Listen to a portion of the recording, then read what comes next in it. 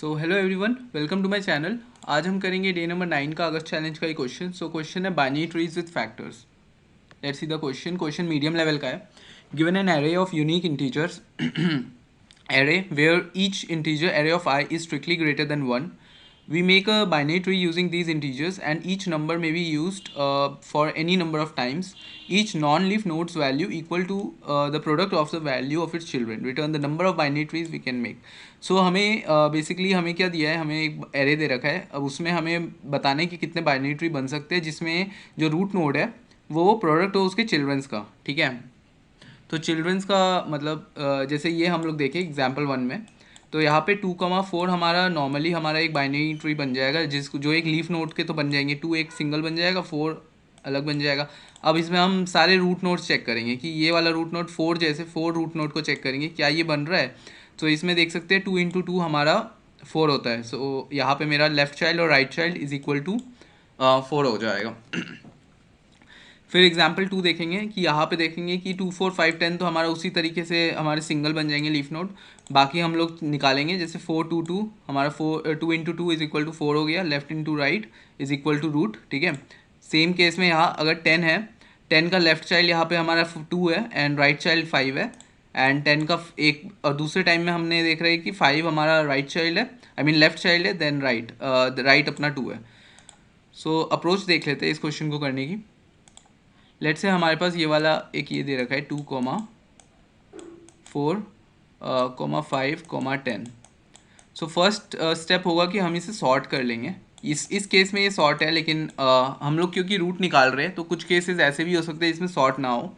ठीक है, सो यहाँ पे हम सॉर्ट कर लेंगे इसे एंड इससे हमारा एक सॉर्टेड मिल जाएगा। और हम इसमें रूट पता करना है, हमें बेसिकली रूट आइडेंटिफाई करने कितने रूट्स है जिसके पास जिसके जो लेफ्ट राइट है ना वो मल्टीप्लाई करके हमें वही वैल्यू देते हैं रूट की वैल्यू। ठीक है, सो यहाँ पे हम क्या करेंगे, हम पहले प्री कंप्यूट कर लेंगे क्योंकि यहाँ पे एक और सीन है कि एक बाइनरी ट्री मतलब 2 जैसे हर एक सिंगल बाइनरी ट्री भी बना सकता है, जैसे कि हर एक पर्टिकुलर सिंगल लीफ नोड भी एक बाइनरी ट्री बनाएगा। सो स्टार्टिंग में हम एक डीपी का एरे बना लेंगे। ठीक है, और हम इसका साइज सेम रखेंगे एंड सभी को 1 सेट कर देंगे। ये 1 बेसिकली क्या है कि 1 हमारा ये बाइनरी ट्री जैसे 2 एक बाइनरी ट्री बनाएगा, 4 एक बाइनरी ट्री बनाएगा। सो स्टार्टिंग में 1 1 सारे बना रहे हैं। ओके, सो इस तरीके से हमारा ये काउंट प्री कंप्यूटेशन हो गई है। अब हम क्या करेंगे, अब हम इसी में चेंजेस करेंगे कि एक्स्ट्रा और कितना बना सकते हैं। जैसे कि अब हम चेक करेंगे कि मतलब 1 नोड से ज़्यादा, जैसे कि 4 2 2 मतलब एक रूट नोड हम लोग आइडेंटिफाई करेंगे सारे। तो हम यहाँ पे 2 पॉइंटर अप्रोच करेंगे। यहाँ पे आई पॉइंटर हम लोग 1 पे रखेंगे क्योंकि अगर होगा तो उससे छोटा ही होगा। मतलब अगर एक वैल्यू एक लीफ नोड होगा तो वो रूट से डेफिनेटली छोटा होगा। That's why we have sorted. ठीक है, सो हम जे पॉइंटर सीधा इसके जस्ट पहले से स्टार्ट करेंगे, मतलब i-1 से स्टार्ट करेंगे। ठीक है, and what will do is कि मतलब जैसे कि हम लोग 4 जैसे एरे ऑफ आई पे एरे ऑफ आई से हम चेक करेंगे एरे ऑफ जे मॉड्यूलो का कि ये 0 है कि नहीं। मतलब कि हम चेक करेंगे कि जे पॉइंटर पे जो वैल्यू है क्या वो एक फैक्टर है मतलब आई पॉइंटर के। तो इस तरह से हम चेक करेंगे एंड अगर ये वैल्यू सेटिस्फाई होती है तो हम ये कह सकते हैं कि 4 जैसे रूट नोड है तो 2 अगर सेटिस्फाई करेगा इस कंडीशन को then 2 is my left node. Okay, left child. Okay, means 2 is my left child. ठीक है, सो अब हम राइट चाइल्ड के लिए पता करेंगे। राइट चाइल्ड कैसे निकालेंगे, हम array of I divide by array of J कर देंगे जो कि होगा 4 डिवाइड बाई 2, जो कि वैल्यू कितनी आएगी मेरी 2 आएगी। हम 2 को चेक करेंगे कि यार 2 मेरा इसमें अवेलेबल है। येस अवेलेबल है यहाँ पे। सो इन दैट केस मैं ये 2 को यहाँ मेरा राइट चाइल्ड बन जाएगा। एंड फिर मैं क्या करूँगा, फिर मैं इसकी कंप्यूटेशन देखूंगा कि इसकी वैल्यूज़ कितनी कितनी है। जैसे 2 की वैल्यू 1 है, दोनों के केस में 1 होगी, राइट। सो हम इसका और हमारी कंडीशन क्या है कि इन दोनों का प्रोडक्ट होना चाहिए, मतलब इसके जो प्रोडक्ट होंगे वो हमारे वैल्यू बनाएंगे। तो 1 इंटू 1 हमारा 1 ही होगा, है ना। सो इन दैट केस हम अपने प्री कंप्यूटेशन इसके मतलब 4 जो है वो सिर्फ एक बाइनरी ट्री बना सकता है 2 के साथ 2 से। ठीक है, सो इन दैट केस हम इसे अपडेट करके 2 कर देंगे, सिर्फ एक नंबर से इंक्रीज़ कर देंगे इसको। ठीक है, इसी तरीके से हम बाकी को करेंगे। ठीक है, तो बाकी को करेंगे तो मेरा जैसे जो आई पॉइंटर है वो फिर 5 पे आएगा। 5 से तो कोई फैक्टर मिलेगा ही नहीं मुझे, right.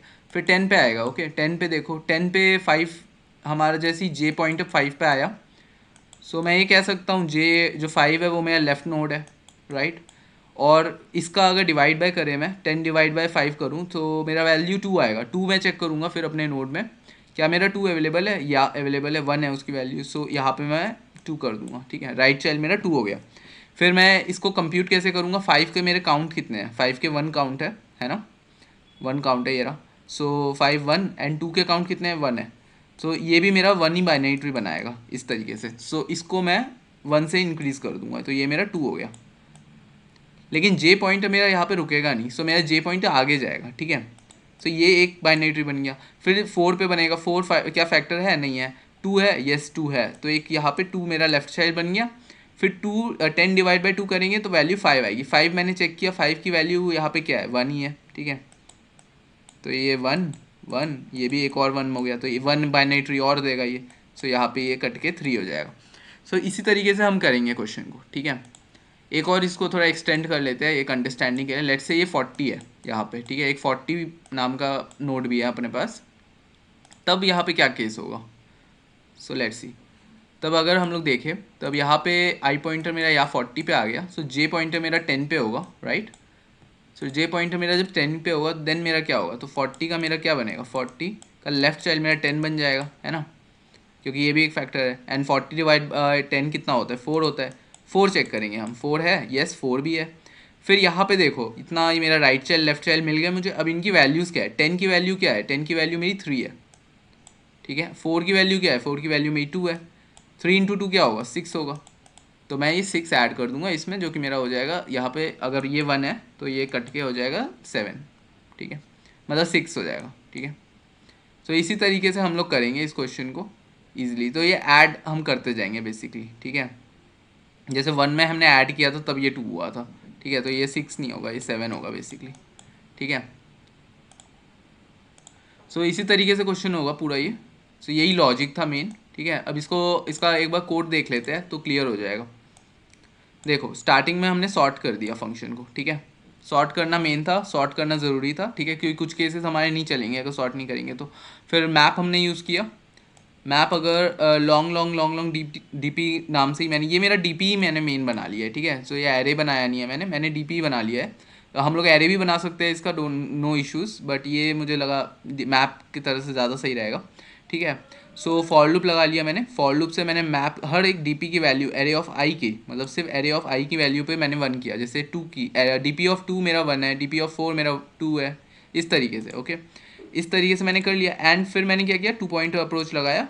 Int of I is equal to 1 से स्टार्ट किया, एंड फिर उसके पहले जे i-1 से मेरा सेकेंड पॉइंटर चल रहा है, सो वो डिक्रीमेंट होता जाएगा।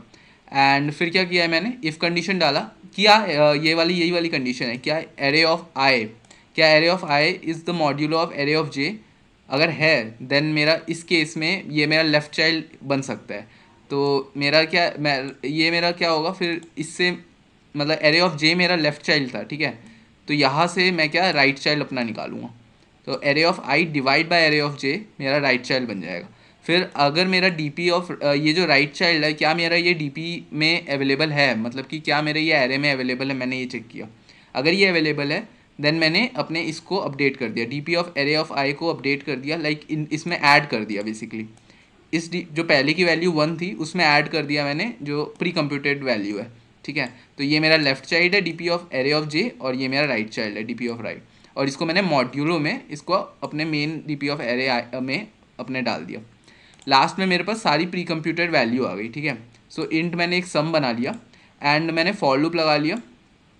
तो मैंने क्या किया, सम में मैंने ऐड करते गया, मतलब सम प्लस इज इक्वल टू, तो यहाँ पे D P of array of I and mod में इसको मैं ऐड करता गया, ठीक है। फिर लास्टली मैंने रिटर्न सम कर दिया एंड होपफुली ये चल जाएगा। एक second, let's see.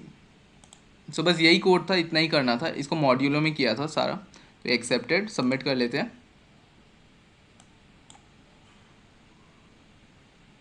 Success. Hopefully समझ आ गया होगा लॉजिक इसका। अगर कोई डाउट हो तो कमेंट सेक्शन में पूछ लेना। अगर वीडियो अच्छा लगा हो तो लाइक कर देना, एंड या सब्सक्राइब कर लेना चैनल अगर अभी तक नहीं किया। तो see you in my next video, bye.